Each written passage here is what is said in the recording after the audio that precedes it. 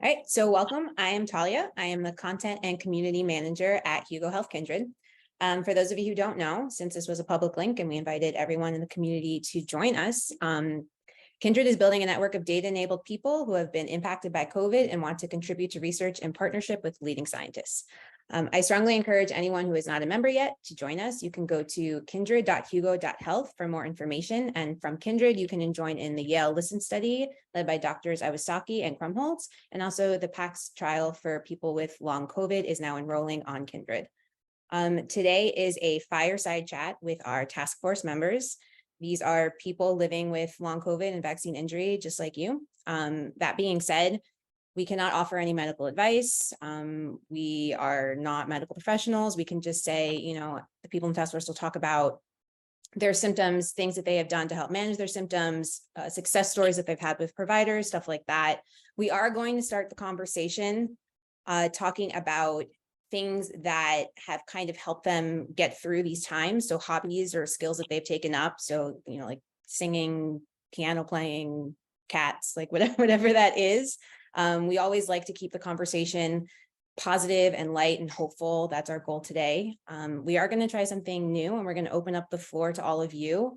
We think that'd be really, really great to really kind of help the conversation move forward and learn more about the community. That being said, if you do have something to say, we are going to ask that you keep it to about a minute and a half. I will be timing everyone just in the interest of time, not to be rude. I'm definitely interested in everything you have to say. So just an FYI for that, but we're really excited about that new component. So we're going to start now just going through the task force members one by one. They'll introduce themselves, they'll say a little something, and then we'll open up the floor for Q&A. And yeah, so excited to have you all here. And this is going to be another awesome chat. So Maeve, we'll start with you. If you'd like to share. Yeah, hi everyone. So I want to talk about a hobby that I have taken up to kind of help me through the emotional aspects of, dealing with a vax injury and all that surrounds that. So something that I've done is a bit more crafting these days. I have a little newborn on the way in a couple of weeks, and in order to kind of get her nursery ready, I've been creating some floral artwork. And my friends saw it and they loved it and they wanted it for their children. So I kind of started taking off on that and creating those. And then in addition, trying to do a little bit of self-work with meditation. I got a Muse headband, which gives like real-time feedback on like your EEG. It's an EEG headband. So I've been trying to practice meditation a bit more and have just found that both of those things have been, pretty helpful for me. The next panelist, would you like to go and talk a little bit about how you're coping or dealing with? Nicole, would you like to go next? Sorry. Hi, I'm Nicole, and was vaccine injured in April 2021 by the J&J vaccine. And what really helped me through the past 2 years is doing yoga. I used to be into power yoga. Now I do any yoga I can. And so I try to do that first thing in the morning before I get too fatigued. And that's really helped me with breathing and just giving me a positive start to my day. I do Zoom classes because I'm not able to go back to the studio yet.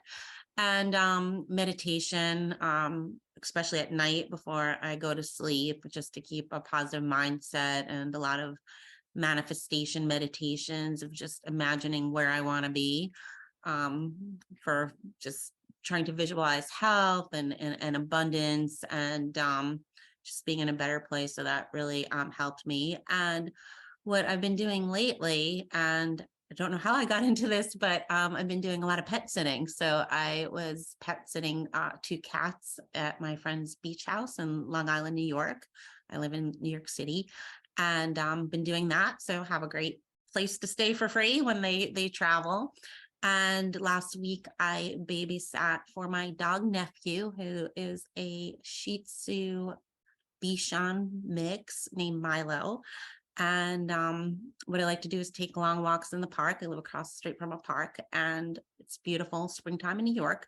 And Milo likes the park too. So I don't know how to share my screen, but if you could see, that's him. Oh, You see him under the cherry blossoms there? You see him? So cute. And he has 500 Instagram followers. So I manage his dog Instagram account. So keeps me busy. And yeah, he's Insta famous. So there you go. That's super cute. Thank you so much for sharing. Pam, would you like to go next? Sure. So I'm a December 2020 long hauler. I have the MECFS and POTS variety, so I'm pretty limited physically a lot of days and cognitively. So really depending on how I'm feeling, depends on what sort of hobby I am taking up. You know, I'm stuck in bed a lot of the time, so I listen to a lot of audiobooks. The public library where I am, and I imagine most public libraries now have this, where you can download an app on your phone and get books for free. So that's been really nice, and podcasts also. And one hobby that I took up when I knew I was going to lose my career, which took up a lot of my time and was a big part of my identity, was chickens. So I bought baby chickens and raised them from day-old chicks. And now I have 6 laying hens in the backyard. And they're actually very low maintenance once you get them set up. So they bring me a lot of joy. I sit and watch them a lot. So. Thanks so much for sharing. Love that. Denise? Hi, I'm Denise Hertz. I retired from a very busy medical career 2 months before I received the vaccine and became severely injured. So as a doctor, my normal instinct was just to spend all my time trying to research what had happened to me, trying to get help. And that kind of blossomed into advocating for other people. A group was formed and we suddenly realized we weren't alone, and it became an obsession for me. And literally I spent, all my waking hours trying to advocate, reaching out, trying to get information. And I personally think it saved my life because it gave me a focus. But a lot of people thought it was not the best way for me to spend my time from my sick bed. But once I got better and was able to stand up and get out of bed, I've spent time gardening. I have a nice vegetable garden. I like to cook. I started baking bread, which I had never done before, which my family appreciated. And I've had a lot of time to spend with my 2 dogs, who have also been very, very supportive through this whole process. Thanks so much. Next, we have Frank. I'm Frank Ziegler, and I had COVID in January of 2021. A mild case. I thought it was a sinus infection. It developed into hand tremors, cognitive issues, and shortness of breath. And it's not really a hobby, but with working through a cognitive therapist, and this may help some people, is she has suggested doing like video games. I'm sort of older than the video game generation, but doing games on your phone or games on your iPad that challenge you from a processing speed standpoint. And I think that is helping. Thank you so much, Frank. And now we have a special guest today, Anna, who she wrote the story we have on Kindred about healing 100% from her vaccine injury. I'm super excited to have her. And I think she is able to share her story a little bit. Emma, can we unmute her? Oh, Hi, there she is. everyone. Can you hear me? Yep. Hi, thank you all for having me. It's my first meeting, so it's nice to see some faces. Yeah, so I did share my story on Kindred, so thank you for that. I was vaccine injured in March of 2021, and it's been about a year now that I've been symptom-free and I say fully recovered. So that's really nice. It was a very challenging year of illness and trying to figure out what was going on during the middle of the pandemic.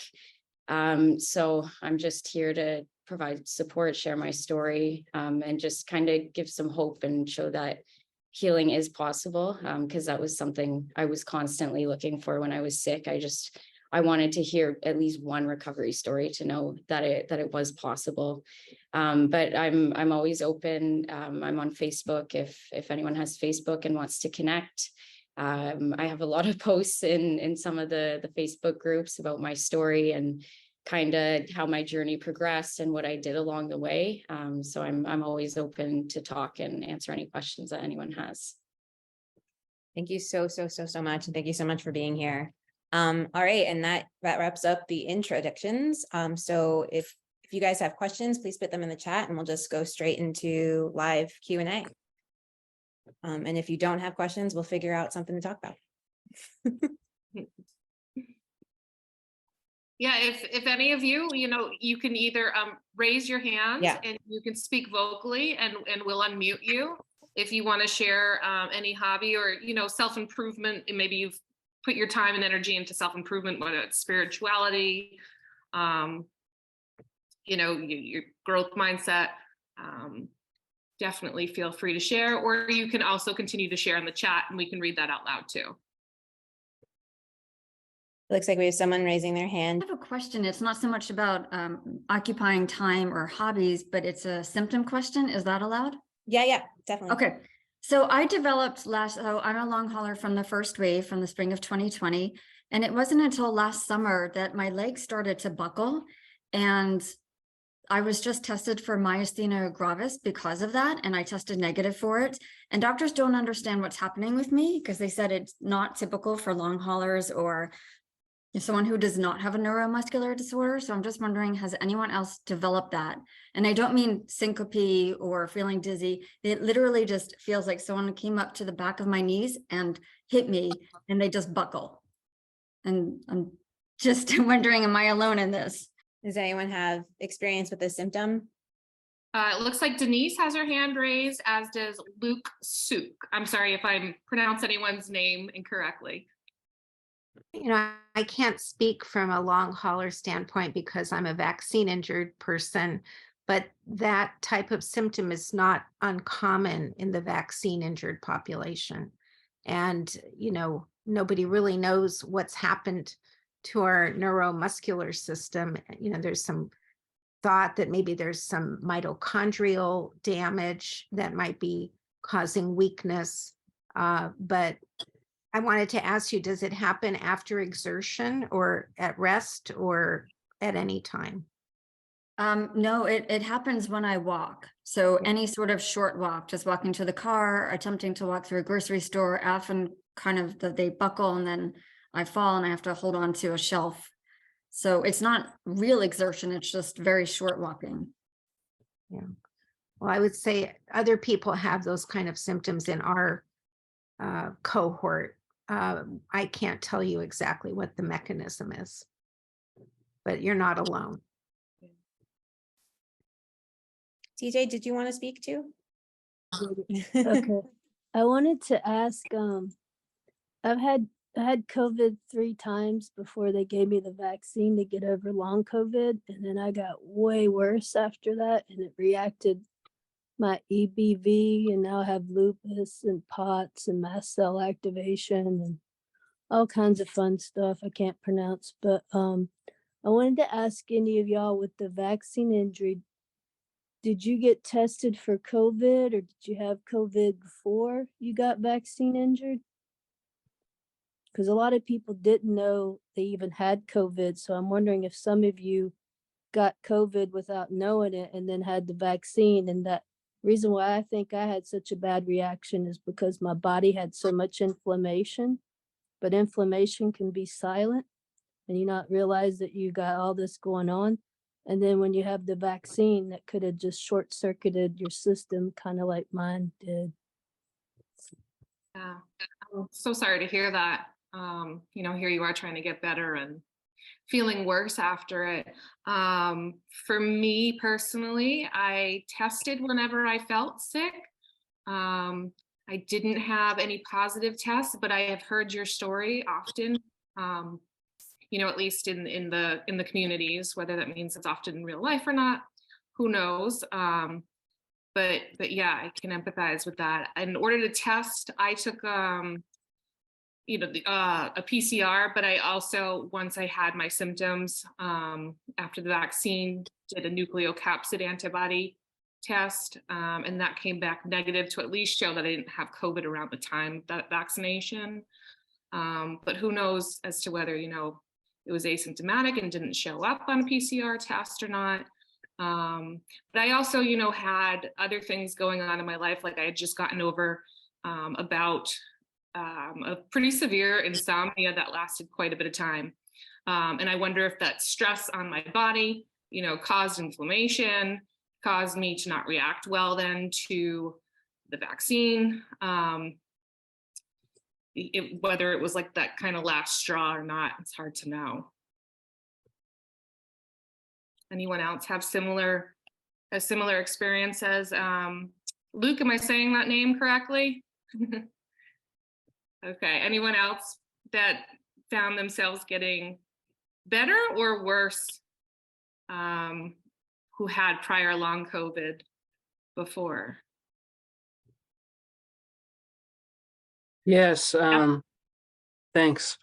So my experience, Luke, is somewhat similar, but a bit different. I had my first symptoms of MS in December of 2020, and then I got COVID a few months later, my first vaccine a few months later, and that started off some vaccine injury type stuff, which I haven't understood until recently when a doctor looked at my timeline and discovered, unlike a lot of you, I had a doctor tell me, "Oh, I think you were vaccine injured." And I'm grateful for him. But so I think I had MS, or I have MS or something else. They changed the diagnosis. I was diagnosed with multiple sclerosis, and then they took that diagnosis away and said it's like a first cousin of MS, and it's a autoimmune disease, but they're not sure what to call it. But like you, there's inflammation, and then yes, it got worse after the vaccine injury, and now I have new symptoms. Well, I'm sorry to hear that, Jeff. I hope you've found some types of treatments that are helping, or some hobbies or interests here that are helping with that emotional impact it can have. I've been dealing, I got the COVID vaccine, the one shot in October 2021, and my symptoms, I felt, sorry, my throat's swollen. So I developed like neuropathy and vertigo and tremors in my right arm. I'm walking around with a cane and a walker because of my imbalance of central vertigo. And I really have not found the right treatment or right doctor to get me back to normal. And we're still trying to find a path for me my primary is really working for me, but it's just, we can't find that path. Now I developed Hashimoto's, and my lymph nodes are now swollen in my neck, and it's just causing a lot more grief for me right now. And we just don't know what's going on.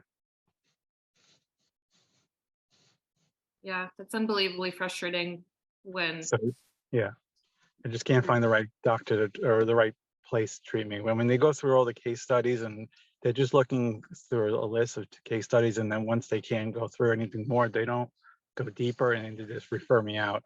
And it's just very frustrating to get the proper care. Yeah, I wonder if the community has any suggestions as far as finding practitioners that have been helpful for you with maybe similar symptoms, or how you've navigated that. Denise? Well, I don't have any great answers. I still feel that the medical community is pretty much in the dark about what to do for us. There are some groups that are focusing on vaccine injury, like the FLCCC doctors.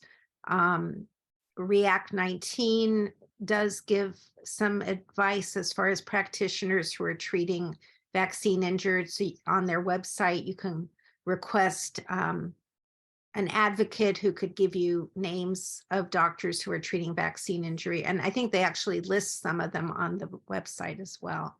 But I think we're still all waiting for the medical community to be educated about this. And it's a long, long wait, unfortunately.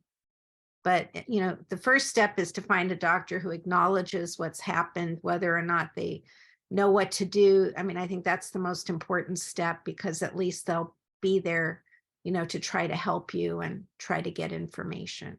And if you don't have a doctor who acknowledges what's happened, I always say, get another doctor. I think there are more and more doctors now who are recognizing these injuries, but yet they don't know what to do at this point. Denise actually wrote an article about how to talk to your doctor about vaccine injury. So I'm putting that in the chat as a resource for everyone. And there was a question for Dan. Dan, what part of the country are you in? Where do you live? I'm in New York, the New York City area. We have a few people from New York on today. Okay, that's helpful. Anyone in Yeah. the New York City area with any information on experts, if you can also message each other personally in the chat. Can you hear me? Yeah. Yeah. I just want to echo what Denise said, and we're really in uncharted territory. People have never seen this. COVID is called the novel coronavirus because it was never seen in humans before. So that being said, vaccine injuries, long COVID, it's all new, and it's really a lot of trial and error. I live in the New York City area, so if you want to private message me, please feel free, or you could reach out to Talia and she could forward that to me. I've seen over about 25 doctors, still counting, so a new one today. And it's really hit or miss. I had the most luck with some integrative doctors that were a little bit more open-minded. They mostly prescribe supplements or things to like mast cell. Our bodies are highly inflamed and very reactive. I developed a lot of food sensitivities myself to things that I've been eating for decades, and all of a sudden I can't tolerate a tomato without my joints swelling and getting sick. It's hard to know what helps and what doesn't. So there's some off-label medications that could be helpful. So I think just if one doctor doesn't help you, my PCP, when I first presented, said, hey, first you take the MCATs, then you get into medical school, then you do a residency, stop diagnosing yourself. Very dismissive. And that was it. Last time I saw him was a couple of days after my injury. Just try neurologists, immunologists, integrative doctors to support your immune system. And there's really no clear answers, but it's like a giant puzzle. So I feel like each specialty could help contribute to well-being, or might have an idea. And it's like building. It's like you get the foundation of one doctor, then you can go to another one and build upon that, because no one doctor is going to have all the answers. So it is a struggle, but don't give up, keep trying. And React 19 does have some friendly recommendations and referrals. And if you want to reach out to me personally, I can give you some names of some long COVID doctors that will at least believe you, maybe test for certain things and try to uncover something, although there really is no one size fits all treatment for everyone. But please do reach out, and I could give you some names that may be helpful to you. Dr. Vaughn, and this is the third or fourth time I've heard his name come up. I want to say his first name is Jordan Vaughn. Whether or not, that's suitable to your diagnoses, I am not sure, but just wanted to highlight that as I keep seeing that name pop up as an understanding doctor who has some knowledge in regards to long COVID and vax injuries. Yeah, it is Jordan Vaughn, and he is treating the long COVIDs and vax injuries. He also has bought that special, I don't know if you call it it's some kind of a microscope, spectrometer or something else, but he's actually doing the microclots himself. And they send you the pictures if you have them. And then he is one that's using the triple anticoagulant therapy. But you know, if you think that might work for you, I would definitely research it. I'm hopeful for you. I think it's really helpful when we have a doctor that can do a diagnostic test, because that usually often can mean treatment follows. So yeah, definitely check them out if you think that's something that'll help you. Paul's had his hand raised. We will unmute you. Thank you. Okay, hi, thank you. Very interesting to hear that about Dr. Vaughn. I did see him on a webinar, and I believe he's in Alabama. I'm in Wisconsin. Does anybody know if he'll treat somebody out of state or online? Yeah, I believe he does do Zoom appointments or video call appointments. He will. Okay, all right. That's what I heard anyway.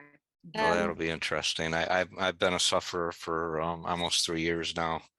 Primary issue is PEM, post-exertional malaise. Prior to that, I was a cyclist, runner, skier, all that stuff. And now I barely get up a flight of stairs. You just pay for it, you know, if you tried to do something hard. But anyways, well, thanks for the info on Vaughn. I'll try to contact them. Sure, absolutely. Thank you, Paul. Sorry to hear what you're going through.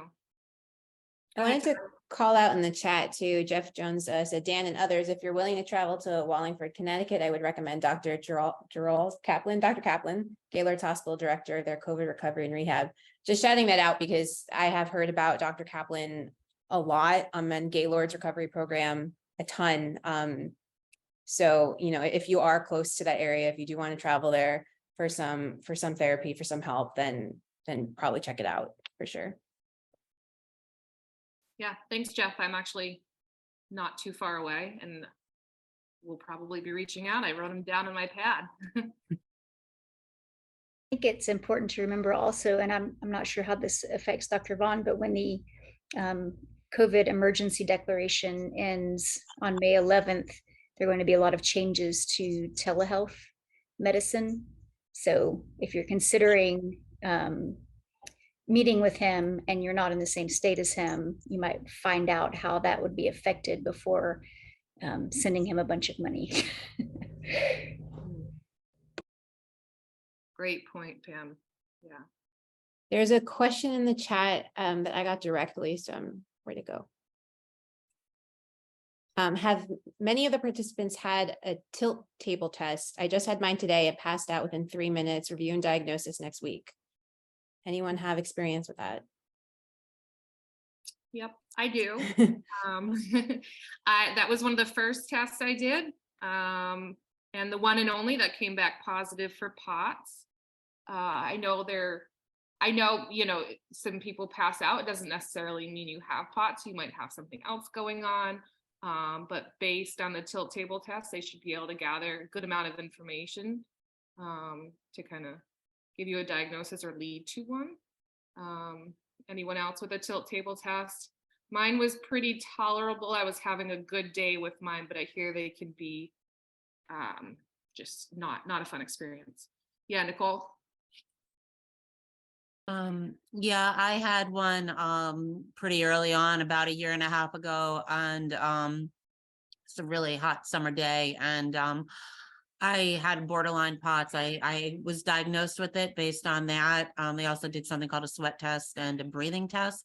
And those I thought I'd fail, but I passed those, but I failed the POTS one, and I was a little lightheaded, a little dizzy, not terribly, but it was enough to give me that diagnosis. Really, as far as we can't recommend treatment, but what helps me is electrolytes, different electrolyte powders. I put salt in everything. I put salt in my tea, like, so that kind of helps with that. Going from sitting to standing, I get dizzy, but it's gotten better over time. It used to be when I got out of bed in the morning, I would just like go straight down. So it has gotten better. So hydration and different types of salt tablets or electrolyte tablets or electrolyte powders, that's that's what gets me going. And unless you have high blood pressure, don't be afraid of a little salt, because that can make or break my day. So yeah, and it's very common with people who are vaccine injured, long COVID. Even people who aren't injured seem to develop POTS after the vaccine. My dad has it now, and he never had it before. So there's definitely something to it, but it is a good tool for diagnosing POTS. Yeah. And if it does come back as that diagnosis, I would encourage you to definitely ask your doctor on, the basic, his basic recommendations on how you can at least alleviate some of the symptoms. I got the diagnosis just via my online portal, and that was it. I didn't get a call. I didn't get anything. So I was kind of left up in the air with doing a lot of the research on my own until I, investigated it further, and then made multiple other appointments to really get a feel for what I should be doing. But just definitely follow up if that does come back positive, because things that I didn't even think of, thought was making it worse, like exercise, actually helps me specifically more. It doesn't help everyone based on if you've got PEM and other things, but even just exercise lying down in a laying position, strengthening the calves, to help with some of the POTS symptoms. I never would have thought of doing like a lying down exercise for that. So I hope you get some answers from it, and that it leads to some form of treatment. Pam has something to add to it as well. Yeah, I've actually had 2 tilt table tests.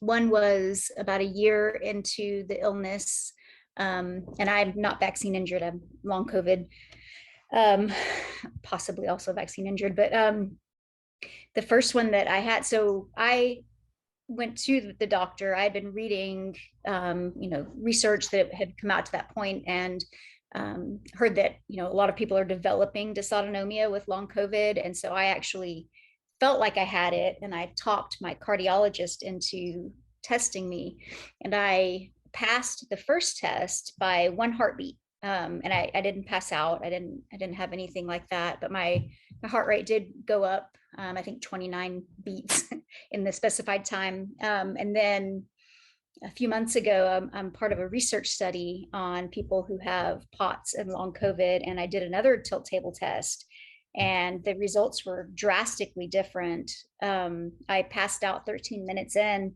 and I passed out ugly. I mean, it was awful. So I'm saying this because I think it's really interesting that I developed POTS as part of long COVID. I didn't have it before that. But it seems to, it's developing over time. So it's getting worse still, I think. But some of the ways that I cope are, a lot of the things that Nicole was talking about. I mean, electrolytes. I drink something called Element, which is 0 sugar, and I think it's like 1,000 milligrams of sodium. But abdominal compression is also helpful. And then for me, there's a lot of lifestyle change. I also have ME/CFS, so I can't exercise like Maeve can.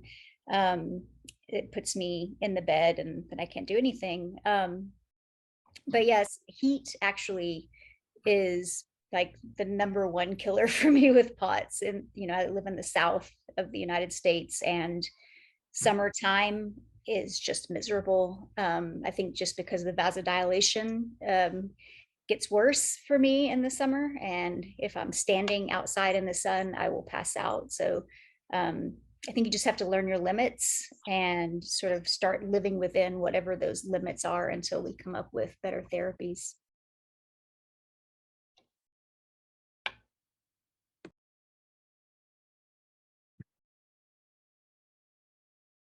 We have a question in the chat. Has anyone had crazy vision changes? Like things look like water is running over it, or loss of depth of field, ringing in ears, room spinning, heart palpitations? Nicole? Hi, I'm having a lot of vision problems, especially this week, where they thought my retina was detached. It looks like I'm looking through a cloudy puddle. From the beginning, I was seeing floaters and flashes of light that ended up getting better, not 100%, but like 80%. And now it's back, and I suggest definitely, if you haven't, go to an ophthalmologist or a neuro-ophthalmologist.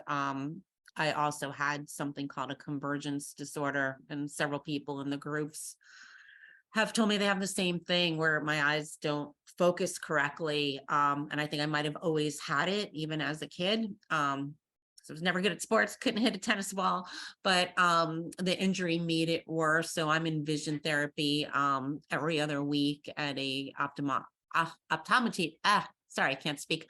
Optometry college, where they're retraining my eyes on how to focus. Yeah, so this does affect our vision, but I would definitely, if you haven't already, go see an ophthalmologist and an optometrist, and see what they have to say, and maybe they could find a treatment for you. Make sure there's nothing structurally wrong with your optic nerve or other parts of your eye. So I'm currently seeing a retina specialist next week because my vision suddenly got worse last week. So definitely it is part of this illness, and don't know why, but it is. So definitely get checked out by a professional. Yeah, I'm seeing, a number of people on the side chat also chiming in saying they've had vision issues, and it's definitely something that we see in our vaccine injury community. And I've heard it in the long COVID community. So yeah, you're not alone in that. Jeff, I'm gonna ask to unmute you. Yes, thanks. I don't know, Luke, if you've had some of these procedures like I have, but I had some hallucinations after some dry needling back here, which is where a lot of my pain is, and also it's a occipital nerve block, but it wasn't exactly an occipital nerve block. It was another term they used because my insurance denied that. And then my hallucinations went away shortly after. So that's my little part of the puzzle I wanted to throw in there. Thank you, Jeff. Kimberly has her hand up. Hi, so I'm gonna try to spit these words out. My brain, it doesn't work so well. I was fine until my second Moderna vaccine, and it's been the same since. I got COVID in October, and I definitely got worse after that. And kind of my question is, real quick though, because I was having a lot of chest pain, and though the cardiologist told me there's definitely nothing wrong with my heart, I came home and went on Google and found in like 15 minutes microvascular dysfunction, which I was just tested for, and I do have that. So that explains some of it. But the neurological stuff, it scares me really badly. And one thing I did, I went to Mayo Clinic. I saw a neurologist there, and the experience was really bad. He didn't even ask any questions. When did this start? Because I told him it was after the second vaccine, and didn't ask any questions. Yeah, you what is it, functional neurological disorder, something like that. I just need no testing or anything, but that really affected me because it was Mayo Clinic, which I have respect for. It's where they've been able to help my heart, and I feel very it hit really hard. Like, it's not the first doctor. It's like, yeah, you say it happened after the vaccine, and well, then obviously I'm a nutcase, or there's nothing, and even I don't have like I don't talk to like many of my friends or family or anything. First of all, it's gone on forever, and I don't want a political discussion or anything like that because, but it's just I'm feeling very isolated, and um, it's just getting harder to believe it's going to get better, and then I don't even know what to do. I don't know. I am going to check out React 19. I want to find a doctor to get better. I do, but it's just getting very hard to keep trying. Thank you, Kimberly. Does anyone have So, any yeah. suggestions on how to manage that and sort of navigate that emotional? Yes, Denise. Well, I'm not going to say anything about the emotional part because that's so difficult, but I wanted to comment on this diagnosis of functional neurological disorder. In my opinion, that means that's another way of saying we don't know what's wrong with you and we're going to give you this diagnosis. And I feel like it's been a very, very damaging paper that came out, labeling vaccine injuries as functional neurological disorder. It's terrible, and it's just part of the whole, what I want to say as cover up of these vaccine injuries. We don't know what has happened to us and what's actually caused our problems. If you look at us across the board, we all have very similar illnesses. So obviously there's some physiological insult that's happened to our body. So when I see that word, I get very, very upset because it's a very damaging diagnosis. And one day we will know more. It's going to happen. But unfortunately, the doctors have just grabbed this diagnosis because they don't know. So they want to have something to call it. So they're calling it something that isn't real. So, I understand your dismay in, the experience you had at the Mayo. And I know a lot of other people have had similar experiences there as well as all places across the country. They're not unique. But this diagnosis is not accurate. And it's been very, very difficult for all of us to deal with being so sick and not knowing really what is wrong with us or what to do about it. It's been devastating for all of us. And also I understand your problems with, talking with your family and your friends about it. I've had the same issues myself. I'm a physician. My sister's a physician. I just got over a big fight with her because she doesn't really buy into the whole vaccine injury thing. And it really has hurt me that, I haven't had the support that I needed. And I know a lot of us have experienced that with our families and our friends. But we just have to hold on to each other and get the support from each other. There's lots of ways to do that. There's various Facebook groups. I hope you guys know about them.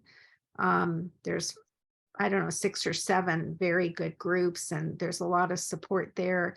React 19 is a wonderful organization, and you can actually request an advocate, and someone in your state will be assigned to you to help you get medical care and the support you need. They have a whole list of mental health providers that you can talk to that are wonderful. So definitely take advantage of React 19. It's a wonderful organization.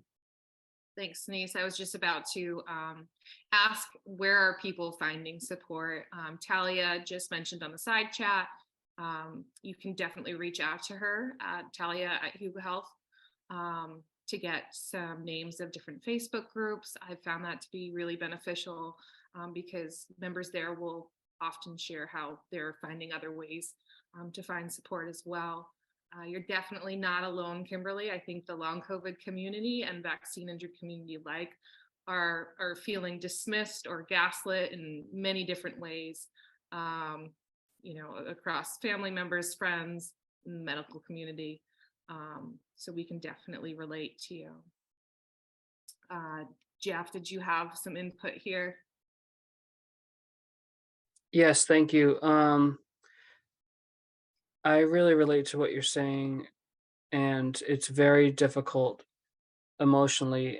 It's been very hard for my wife to understand how to talk, and she's also a nurse, and she cares for at-home psych patients, and so she's dealing with a lot of stressful things all the time, and I don't know if she has much left in the tank, but I will say that the person who's helped me the most these last couple of years has been getting is my therapist, my personal therapist, someone who is there, and it's her job to listen to everything, and she, is non-judgmental and super supportive and helps sort out that confusing stuff, because when you don't have a lot of people to talk to and you feel like you're going to go crazy, that can be harder than the physical symptoms. That can be tough to manage all those confusing things. And I have a personality where, like, I'll believe people. Like, if a doctor tells me no, you don't, I'll just believe them. I don't know why. So to have someone who's really teaching me how to be kind to myself, and just someone with an open ear, and I don't feel bad about it because I'm paying her like once a week. That's why she's there. So that would be that's my number one, like, who's helped me through these last couple of years. I just wanted to throw that out there. Yeah, thank you so And much. like a doctor, don't settle for someone who's not a good match. Mhm. Thank you, Jeff. I think that really comes full circle to where we started too, where a lot of us feel like so much of our time and energy has been put into finding answers, finding doctors, getting to the bottom, getting a diagnosis. And there needs to be, some points in the day where we're really truly focusing on self-care as well, and trying to not do away with researching and finding treatment, but putting those things on the back burner sometimes, and finding interests or hobbies or something that just can take your mind off of it, to give yourself a little bit of a break. Kimberly, like you, I've kind of given up in many aspects as far as looking for more medical help. I've got one diagnosis, but I know it doesn't account for all the other symptoms that come and go. And I've just, I've found that kind of putting it to the side sometimes, picking up that crafting hobby, doing some meditation has really kind of helped with that emotional piece to it. Rebecca.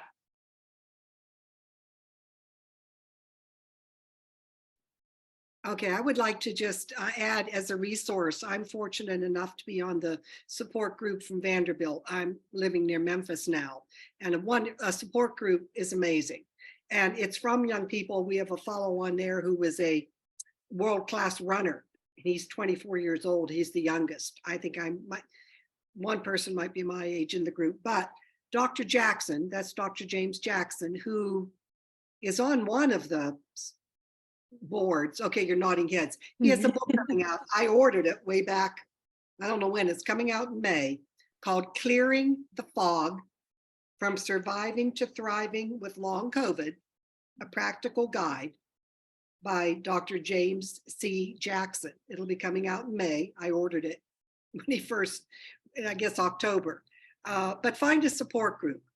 He tries to make sure that each of our Tuesday things, once we've had RSA, is focusing on an emotional thing like acceptance. We learned about acceptance, which is not easy to accept. This is, and I've never been chronically ill before, and I'm 15 months and I'm almost 80. So I don't have the concerns you younger people do. My heart bleeds for the younger people, but it has limited my social life. But I mainly wanted to say, and of course I'm knitting and doing all that kind of stuff, but get the book. I think it would really help with the emotional sides. We had a cafe with Dr. Jim Jackson a few months ago, so I'm shooting the link for that video if you want to watch that. He talks a lot about acceptance. He talks a lot about, dealing with distrust in the medical community, and all of those topics. It's a really wonderful cafe. And also, if you do want to join a support group, I think there is a waiting list now, but you can contact me and I will set you up in, the best way that I can. But yeah, he is a great resource. Thank you so much for mentioning that, Rebecca.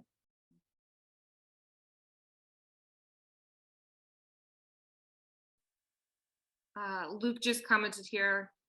There's some of us that are coming to the realization that we aren't getting better, and after 3 years, the chances of us getting better are diminishing every day, and that doesn't seem to be being addressed.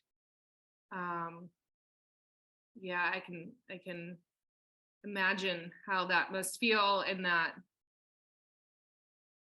we're on the search for answers, but some don't feel that there are answers, and maybe there aren't answers, and that is certainly something that needs to be addressed, because I can't imagine how that must feel emotionally. Dan is asking, will we have a copy of the chats after the meeting? Yes, so I'm going to save the chat, and we're going to try to get all of your questions answered. If you had questions, it connect you with whoever you need to be connected to.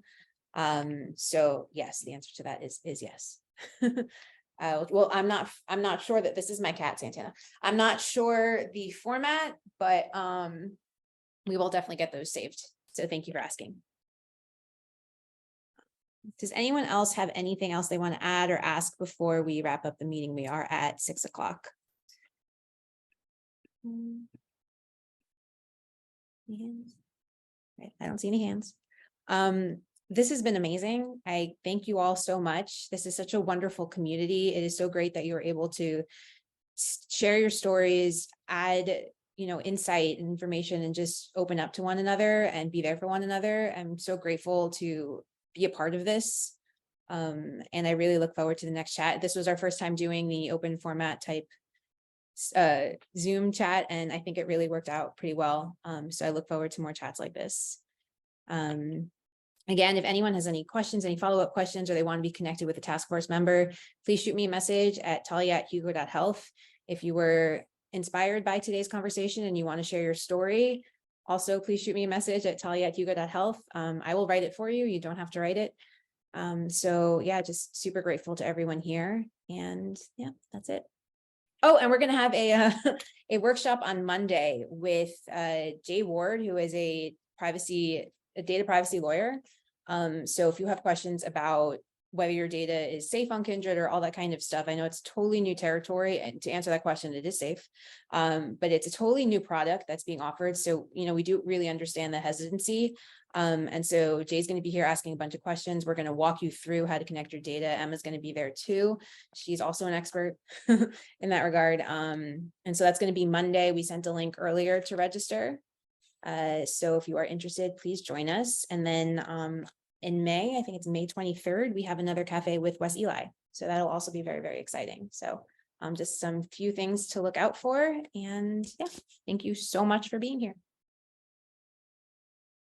Thank you, everyone. Thank you so much for sharing vocally today. It was nice to do that format.